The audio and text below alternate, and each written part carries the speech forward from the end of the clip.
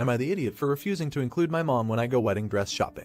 I, 29, female, am engaged to my fiancé, 32, male, and we plan on having our wedding towards the end of this year. We are so excited, and I cannot wait for him to be my husband. Together, we have planned most of the wedding and have organized all of the vendors except for buying my wedding dress. I have started the process of looking for dresses, but most bridal boutiques are fully booked into 2023 to accommodate all of the weddings which were postponed over the past 2 years. I have called every boutique within driving distance and have been put on every waiting list. About a week ago, I received a call from a local boutique telling me that someone had canceled their appointment and that a spot had opened up if I would like to take it. The only catch is that the appointment will be early in the morning, as most boutiques have extended their business hours to accommodate as many people as possible. With current restrictions, the boutique only allows for me to bring one guest, so I phoned my mom, 52, female, to invite her along. This is an event that I would really like to share with her, and she has always told me that she'd like to be there. Unfortunately, as she reminded me, the appointment coincides with her weekly yoga class which she has been attending for 20 years. I explained that the boutique had me on a waiting list and I did not choose the appointment time, but she feels that I did not push them hard enough. I phoned the boutique back, and they said that I could either go back on the waiting list, or I could attend. This was their only available appointment, so I confirmed that I would attend. I phoned my mom back to let her know, and she again declined, saying that I should know the time of the class after 20 years. So, I invited my soon-to-be mother-in-law, 58, female, to my mom's place. This has caused a rift, with my parents saying that I am excluding my mom from a special experience and showing my true colors, while my fiancé and future in-laws feel that I gave my mom first choice and it was her decision to decline. As of right now, my parents have said that they will not attend the wedding. I am honestly at a crossroads. I am so grateful that my mother-in-law can attend and we can share something special, but I would hate for my parents to miss my wedding because they feel so excluded. My mom has told me that she will use this experience as an indicator for how I will behave for the rest of my life, and that she is clearly lower down on the priority list than my future in-laws. She has also said that she feels I vindictively chose the appointment time to purposefully exclude her. Am I the idiot for not trying harder to include my mom in a special mother-daughter moment? Comments before the update. Not the idiot. She couldn't skip her class one time. What a bratty thing to do. You did explain you were on the waiting list and was only able to get the appointment because someone else canceled, right? She chose a yoga class over going with you, which shows you how high of a priority you were. You can shove that in her face if she continues to complain. Imagine causing all this drama over nothing. Not the idiot. She is insisting that she is lower on your priority list than your in-laws, but I would argue that she's showing you that you're lower on her priority list than her yoga class. You did nothing wrong and you should not have to reschedule. It isn't about her. Update. The morning of the appointment, my mother-in-law and I were dropped off at the bridal boutique by my fiancé. To my surprise, my mom had skipped her yoga class and was waiting for us. My mom told me that she is still happy to attend the appointment despite everything that I have put her through, and told my mother-in-law that she was free to leave. My mom also announced that she will be paying for any dress I choose to signify her importance as the mother of the bride. Before I could even open my mouth to respond, my fiancé was telling my mom that she was not welcome at the appointment and that we did not need her money. I stepped in and told my mom that she rejected 2 invitations to attend, and that her own actions had caused all of her stress. I also said that I will be trying on dresses with my mother-in-law because she has acted more like a mother to me than my mom ever has. My mom put up quite a fight, but my fiancé made sure that she left before leaving himself. After a few tears, I had a wonderful time with my mother-in-law. I have since learned that my mother-in-law was raised in an emotionally abusive home, so she is very understanding. Unfortunately, I was not able to find a dress at the boutique, but I no longer need one because my fiancé and I have decided to get married in court with my in-laws as witnesses. My mother-in-law has offered her wedding dress for the occasion. Apparently she wanted to offer it sooner, but ironically did not want to step on my mom's toes. We have been able to recover the deposits from most of our vendors and told all the guests that we decided on a smaller wedding instead. Everyone has been very understanding, aside from my mom. She insists that she had always intended on going bridal shopping with me and had told me that she had a conflicting schedule because she wanted to surprise me on the day. My mom says that she only became upset when I invited someone else along before confirming that she could make it. My mom is, as far as I am aware, trying to have me kicked out of the family by spreading the story that all of my behavior has been a vindictive plot against her. Thankfully, everyone still seems to be quite happy to include me. The truth is, my mom has always guilt-tripped and emotionally blackmailed me, but it has taken me a long time to recognize that most families don't operate like mine. To be honest, I am tired of it all. For now, I have my wonderful fiancé who has been so supportive, and his family who I love. My parents have been officially told that they are not welcome at the wedding, and I haven't heard much from them since. I don't think that they ever expected me to recognize their behavior and stand up for myself. I would also like to answer some common questions. Where is my dad in all of this? My dad has always unconditionally supported my mom, and will only really step in if he feels that I am disrespecting her. Other than that, he doesn't contribute much. Will I share a photo of the dress? For privacy reasons, I would prefer not to, but it is a very typical 1982 wedding dress with lace and puffy sleeves. We are having it altered so that it is more in line with the small courthouse wedding. At its heart, underneath all of the frills, my mother-in-law had great taste and the dress fits like a glove. My fiance says that it was meant to be. Are my fiance and I still going to get married at the end of the year? We are currently looking at available dates in court and are thinking about August. The wedding was initially only planned for the end of the year because that's what most vendors had available. Not the idiot. I read your original post. She couldn't break away from her yoga after you explained and then told you they weren't coming. Good for you for standing up. That is crazy. A no-brainer. You missed the yoga class. You did the right thing. She had the nerve to say that's how you will be the rest of your life. Good on you for standing up for yourself. Not the idiot. Wow, well done. That is satisfying to hear but must have been hard to live. Your mom must have been blindsided when you didn't bend to her will and she had to scramble to turn up after all going. I planned this all along, as her control of you slipped from her grasp. So great that you held strong. Sounds like you're on the right track and with some solid support too. Congrats. Now go live a great life. Should she have brought her mom with her? Let me know in the comments. Am I the idiot for attempting to adopt a child? I'm female 36, a foster carer and have been for nearly 10 years. I've had all kinds of kids, boys, girls, toddlers, and teenagers. I've had a mix of races in my home and I always try my best to make them feel at home as best as I can.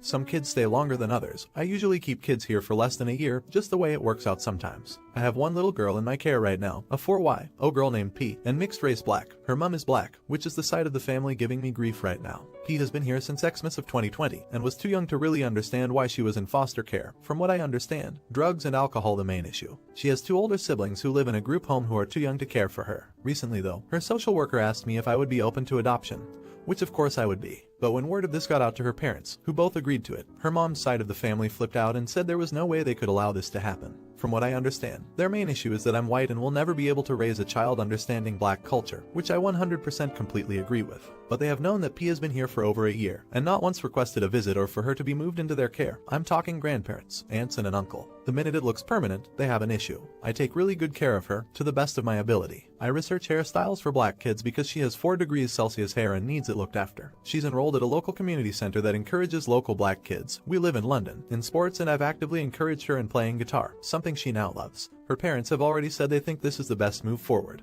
But her mom's family are intent on fighting this every step of the way, which makes me think as a white woman, I might be in the wrong here. There are certain things I will never understand, and I can only try to teach her the best I can.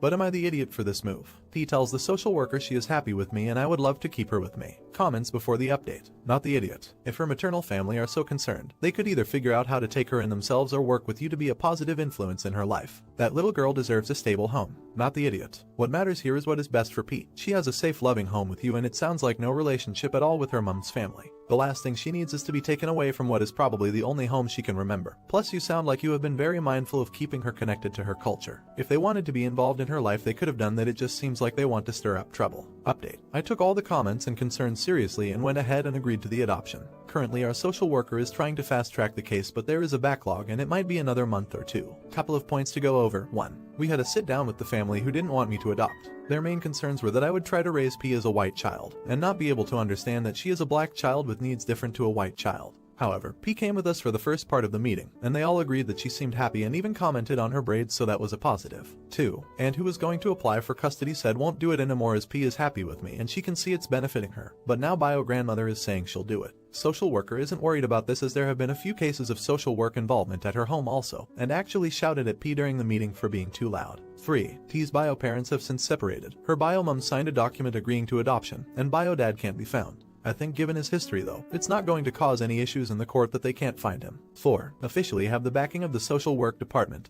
the nursery and all her social clubs. She does sport twice a week, football and dance, guitar lessons at the local school, and is asking to go with her friend to a gymnastics club at the end of the week, so she's healthy and active and everyone is backing me on this. The judge is currently waiting to set a date, and is waiting for background reports but seems pleased with everything we have done so far, so I'd say I'm 95% sure the adoption will be approved. I understand not everyone agrees with transracial adoption and your concerns are serious to me, so I will 100% make sure she is surrounded by people who will understand what it's like to be black and living in London. And she now has an aunt at the community center who will check in with her once a month and invite her to a dinner at her home with her family. Not the idiot. So I'm biracial with a white mother and I can tell you that woman worked hard to figure out how to do my half-sisters, type 4C, and my brothers and my hair, type 3C. She went to the local black beauty college and begged for help and a place to start. She went from knowing nothing to giving us sew-in braids, box braids and other protective styles. She even would relax our hair and we would get compliments all the time. I'll always appreciate that she took the time because she wanted us to feel good about ourselves. There's lots of YouTube channels and people willing to help with in-person questions if you go to a salon.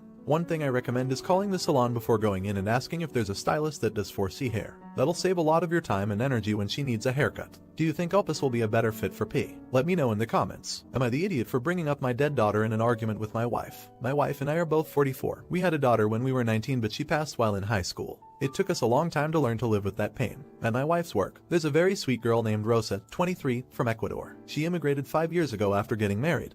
Her husband worked security for my wife. He was such a thoughtful and hardworking boy. We'd been close to him since he was 13 and he lived with his uncle renting our basement. Unfortunately, he died in an accident last year while Rosa was pregnant. Rosa gave birth to a beautiful baby, but she's been very depressed and isolated, and her only bio family is an aunt. A few days ago, she came to my wife and I telling us she wanted to start school to make a life for herself. She got admitted into a university a city over to start in the summer. The big thing was that she asked us to take in her daughter. Now we love Rosa so much, and while I would take in her daughter, it's not like she's abandoning her. My wife doesn't want to because the idea of giving up a child is unfathomable to her because of our daughter. She started proposing alternate things like Rosa going to a nearby school, taking online courses, doing a trades program for her company and other stuff. We wound up arguing about it because Rosa really needs this. Yes, it may take her out of our lives for a while, but if we tie her down to a life that's hurting her, that could damage her. And the fact that she's coming to us shows how much she trusts us. I tried to frame this issue to my wife in terms of what if our daughter was alive and going through this. My wife got very angry with me for doing that and said our daughter wasn't a tool that I could just use. On one hand, I know she's hurt, but on the other, I didn't see what else I could say to try and make her understand.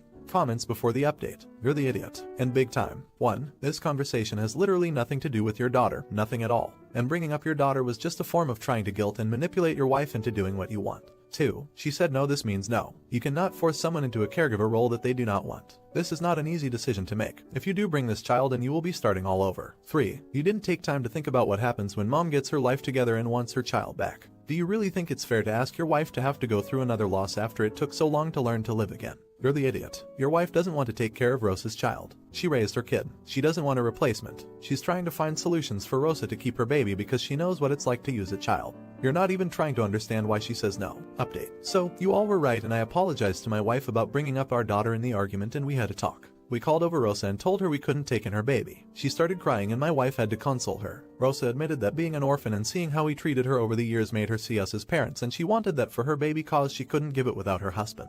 We made Rosa and her baby stay over that night cause we got scared for her. We had another private talk and we admitted we didn't want Rosa to leave our lives, and we were scared of what could happen to her all alone with the baby. So, we came up with a plan, and in the morning we presented it to Rosa. We said we'd pay for whatever babysitting, daycare or whatever for the baby where she went, and even her tuition. And then we offered an adult adoption to Rosa because my wife and I agreed that over the years we have come to see her like our child, and the idea of her leaving was breaking our hearts. The way her eyes lit up and how she hugged us both made all of us cry. Even the baby started crying because of the noise. She FaceTimed her aunt that night and told her the news, and boy was that woman happy. She literally started singing our praises in Quechua till she started crying. I also met and told her husband's uncle at a bar, and he gave me a bear hug telling me he was so happy that we could officially be brothers. When he saw my wife, he yelled out my hermana in a very flamboyant way and ran to hug her. We've told my wife's family too, and they're all happy. From my family, only my grandmother knows, and she's happy for us. I'm posting this because we've filled all the forms, and hopefully soon Rosa will legally be our daughter. She'll be moving in with us too, or at least until she heads to university. So I guess the way it wound up is we now have a daughter and a granddaughter. Not the idiot. So glad to see a happy update. This worked out as it was supposed to. You learned a lesson along the way,